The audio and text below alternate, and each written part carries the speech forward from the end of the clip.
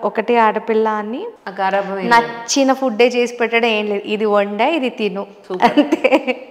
నెలకొకసారి నా favourite dish cook చేసేవాళ్ళు. మీ కెమెరామెన్ కూడా నవ్వుతున్నారు. నాకు మా ఇంట్లో ఏం జరుగుతుందో వాడికి తెలుసు, అందుకని మేడం మీలానే ఉన్నారండి అన్నట్టు ఉంది అది. నేను వండింది తినాలి, నాకు ఇది కుదరదు, నాకు ఇది వద్దు అంటే కుదరదు అంతే. ట్రూ. అందుకని నవ్వుతున్నాడు రంజిత్. ఇది నేను అంటే I realise this.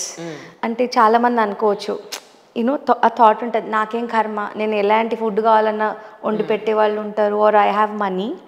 But Chennai floods అప్పుడు this is what I saw. Nothing is greater than nature. I saw even like the most rich people get stuck in 5-star hotels.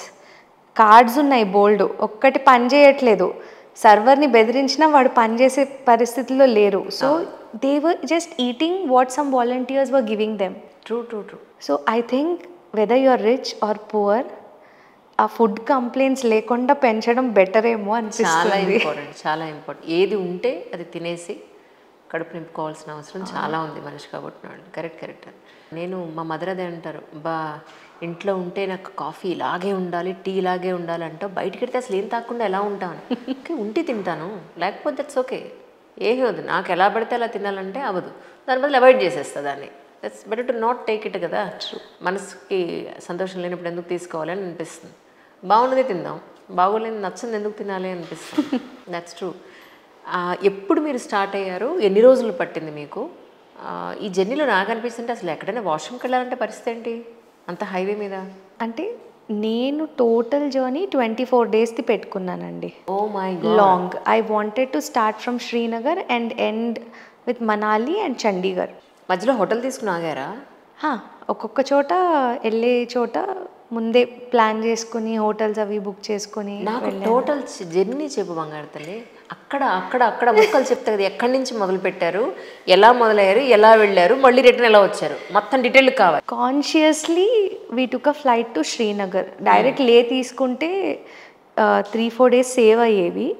కానీ శ్రీనగర్ ఎందుకు అనుకున్నామంటే ఇట్ మేక్స్ అక్లమటైజేషన్ ఈజీ. మనం Hyderabad is around 1700 feet, లే is at 12,000 feet, even Bengaluru is at 3,000.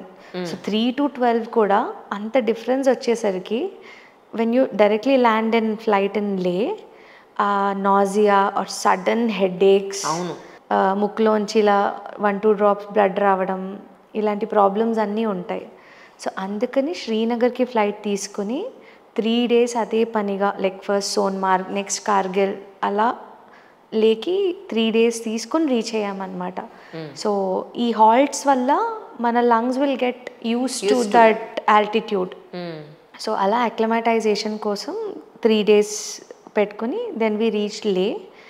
లేలో కూడా first వేరే అక్కడ local Ladakh trip కాకుండా కొంచెం అక్కడ లోకల్ మానెస్ట్రీస్ తిరిగాం. సో ఈ మానెస్ట్రీస్ అన్నీ లదాఖ్లో ఎలా ఉంటాయి, first of all Ladakh is at that height. ఆ మానెస్ట్రీస్ కూడా బాగా ఎత్తుగా కొండలు ఎక్కడున్నాయి చుట్టుపక్కల నాకు దాని మీద కడతారు. దాని మీద ఊరికే డైరెక్ట్గా లోపలికి వెళ్ళేలా కట్టారా అంటే కాదు, అంత ఎత్తు వెళ్ళి మళ్ళీ ఎక్కాలి. ఎక్కడం దిగడం ఆ స్టెప్స్కి మన లంగ్స్ ఆ లో ఆక్సిజన్ లెవెల్స్ బ్రీతింగ్కి కొంచెం అలవాటు పడతాయి. సో కాన్షియస్గా ఈ పని చేసామన్నమాట. So when we felt okay we're fine అన్నప్పుడు north Ladakh, it's called Nubra valley, Sumur అని, Diskit, and also one of the India's last village Turtuk, ఇవన్నీ నార్త్ లదాఖ్ కింద వస్తాయి. సో నార్త్ కంప్లీట్ చేసుకొని we got back to Leh. Leh is like the base. అంటే మీతో పాటు ఇంకా టీం ఉన్నారు వెనకాల? నేను నా బెస్ట్ ఫ్రెండ్ అమ్మాయి, తను కూడా. ఓకే, తను కూడా బైక్ తెచ్చుకుంది? లేదు, తనకు రాదు, అస్సలు రాదు. మరిలా మీ వెనకాల కూర్చుంది అతను? లేదు, ఇటు బైక్ మీద వెళ్ళలేదు, ఇటు మేము కార్లోనే తిరిగాము. తను అక్కడికి బైక్ ఎలా పట్టుకెళ్ళారు మరి? లేలో you have lot of rental agencies. Okay. ఎందుకంటే క్యాబ్స్ లదాఖ్లో చాలా కాస్ట్లీ ఉంటాయి. వాళ్ళకి టూరిజం ఫుల్ ఇయర్ ఉండదు, ఈ 3-4 months. ఇది దాటితే ఆ టెంపరేచర్స్ మనం భరించలేం. So whatever they have to earn is in this 4-5 months. So they compensate. అందుకని అక్కడ ట్రావెలింగ్ ఈజ్ వెరీ ఎక్స్పెన్సివ్ ఇలా క్యాబ్స్ చూసుకుంటే. చాలామంది బైక్స్ హైర్ చేసుకుంటారు అక్కడ లోకల్గా తిరగడానికి. సో లేలో మీకు బోలెడ్ రెంటల్ ఏజెన్సీస్ దొరుకుతాయి, బైక్ రెంటల్ ఏజెన్సీస్.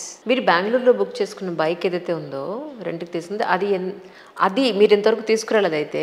లేదు, నేను బైక్ హైర్ చేసుకుంది లేలోనే, బెంగళూరులో కాదు. అచ్చా, అది చెప్పండి. నేను ఐ థాట్ బెంగళూరు అనుకుంటున్నాను. నేను ఐ గాట్ ఇట్. అంటే సొంత బైక్లు ఉన్న వాళ్ళు చాలామంది చండీగఢ్కి ఆర్ ఢిల్లీకి బైక్ ట్రైన్లో పంపించి అక్కడి నుంచి స్టార్ట్ అవుతారనమాట. సో నాకు లేదు కాబట్టి ఆ ఇబ్బందే లేదు.